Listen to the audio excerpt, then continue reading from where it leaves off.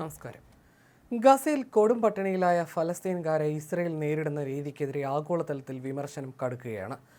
ഭക്ഷണത്തിന് കാത്തുനിന്ന ഫലസ്തീൻകാർക്ക് നേരെ ഇസ്രയേൽ സൈന്യം നടത്തിയ വെടിവയ്പിൽ 85 പേർ കൊല്ലപ്പെട്ടുവെന്നാണ് പുറത്തുവരുന്ന റിപ്പോർട്ടുകൾ. 150-ലേറെ പേർക്ക് പരിക്കേറ്റെന്നാണ് റിപ്പോർട്ടുകൾ. വടക്കൻ ഗസയിൽ UN ഏജൻസികളുടെ ഭക്ഷണ വണ്ടികൾ കാത്തുനിന്ന ജനക്കൂട്ടത്തിന് നേർക്കെയാണ് വെടിവയ്പുണ്ടായത്. ഭക്ഷണവുമായി 25 ട്രക്കുകൾ എത്തിയതിന് പിന്നാലെയായിരുന്നു വെടിവയ്പ്. 21 മാസമായി തുടരുന്ന ഇസ്രയേൽ ആക്രമണത്തിൽ ഭക്ഷണത്തിന് കാത്തുനിന്നവർക്ക് നേരെയുണ്ടായ ഏറ്റവും വലിയ ആക്രമണമാണിത്. പരിക്കേറ്റവരെ കൂടാതെ കൊടും വെയിലിൽ കുഴഞ്ഞു വീണ നൂറുകണക്കിന് ആളുകളെയും അൽ-ഷിഫ ആശുപത്രിയിൽ പ്രവേശിപ്പിച്ചിട്ടുണ്ട്. ഗസയിൽ 35 ദിവസം പ്രായമുള്ള കുഞ്ഞടക്കം 3 പേർ പോഷകാഹാരക്കുറവ് മൂലം മരിച്ചു. നിർജ്ജലീകരണം മൂലം കൂടുതൽ പേർ മരിക്കുന്ന സാഹചര്യമാണ് ഉള്ളതെന്നും ആശുപത്രി അധികൃതർ അറിയിച്ചു. ഭക്ഷണ വിതരണ കേന്ദ്രങ്ങൾക്ക് സമീപം ഇസ്രയേൽ നടത്തിയ വെടിവയ്പ്പുകളിൽ ഇതുവരെ 900 പേരാണ് കൊല്ലപ്പെട്ടത്. അതേസമയം മധ്യ ഗസയിലെ ദൈർ അൽ ബലാഹിൽ നിന്നും ജനങ്ങളോട് ഒഴിയാൻ ഇസ്രയേൽ സൈന്യം ആവശ്യപ്പെട്ടു. ഈ മേഖലകളിലേക്ക് ആക്രമണം വ്യാപിപ്പിക്കാനാണ് പദ്ധതി. ദൈർ അൽ ബലാഹിലെ വിവിധ ജില്ലകളിലാണ് മുന്നറിയിപ്പ് നോട്ടീസ് സൈനിക വിമാനങ്ങൾ വിതറിയത്. ഇവിടെയാണ് ഹമാസ് ബന്ദികളെ പാർപ്പിച്ചിരിക്കുന്നതെന്നാണ് നിഗമനം. സൈന്യം ഈ മേഖലയിൽ പ്രവേശിക്കുന്നത് ഇവരുടെ ജീവൻ അപകടത്തിലാക്കുമെന്ന ആശങ്ക ഉയർന്നിട്ടുണ്ട്. ഉടൻ വെടിനിർത്തൽ കരാറുണ്ടാക്കി ബന്ദികളെ തിരിച്ചെത്തിക്കാൻ US പ്രസിഡന്റ് ഡൊണാൾഡ് ട്രംപിനോട് ആവശ്യപ്പെട്ട് ആയിരങ്ങൾ ടെൽ അവീവിൽ പ്രകടനം നടത്തി. ഗാസയിൽ ശേഷിക്കുന്ന 50 ബന്ദികളിൽ 20 പേർ ജീവനോടെ ഉണ്ടെന്നാണ് കരുതുന്നത്.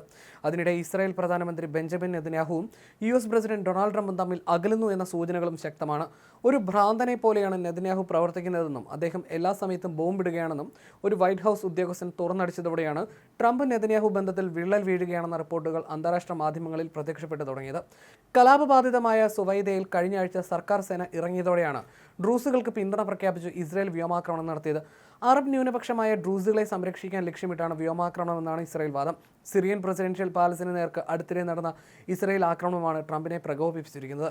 ബിബി ഒരു ഭ്രാന്തനെ പോലെയാണ് പ്രവർത്തിച്ചത്. അദ്ദേഹം എല്ലാ സമയത്തും ബോംബിടുകയാണ്. ഇത് ട്രംപ് ചെയ്യാൻ ശ്രമിക്കുന്ന കാര്യങ്ങളെ ദുർബലപ്പെടുത്തിയേക്കാമെന്നും US ഉദ്യോഗസ്ഥൻ പറഞ്ഞു.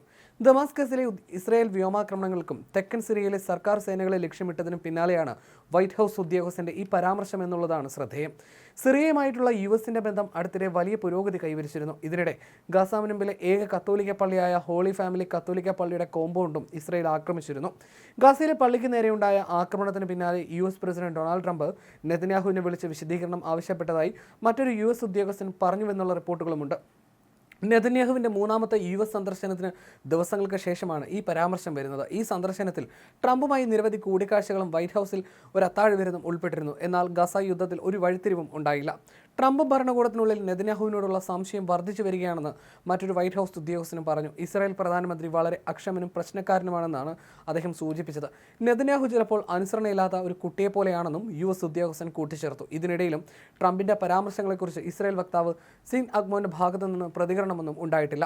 സിറിയയിലെ ഇസ്രായേൽ ആക്രമണത്തിന് പിന്നാലെ സംഘർഷം അവസാനിപ്പിക്കാൻ US ഇടപെട്ടിരുന്നു. പിന്നാലെ ഇരു രാജ്യങ്ങളും തമ്മിൽ വെടിനിർത്തൽ പ്രഖ്യാപിച്ചതായി തുർക്കിയിലെ അമേരിക്കൻ അംബാസിഡർ അറിയിച്ചു. ഇസ്രായേൽ ആക്രമണം തടഞ്ഞ് ഒരു വെടിനിർത്തൽ US ഉണ്ടാക്കിയെടുത്തെങ്കിലും നെതന്യാഹുവിനെയും അദ്ദേഹത്തിൻ്റെ നയങ്ങളെക്കുറിച്ച് ട്രംപ് ഭരണകൂടം കൂടുതൽ ആശങ്കാകുലരാണെന്ന് 6 US ഉദ്യോഗസ്ഥരെ ഉദ്ധരിച്ച് ആക്സിയോസ് റിപ്പോർട്ട് ചെയ്തു.